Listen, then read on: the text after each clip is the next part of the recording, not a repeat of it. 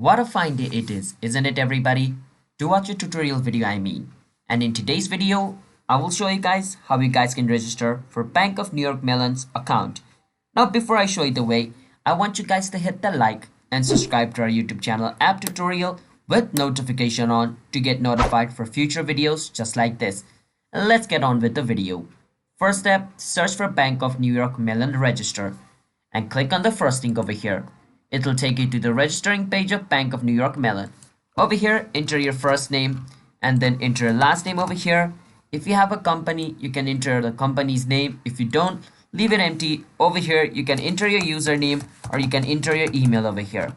And then create a password for your account over here.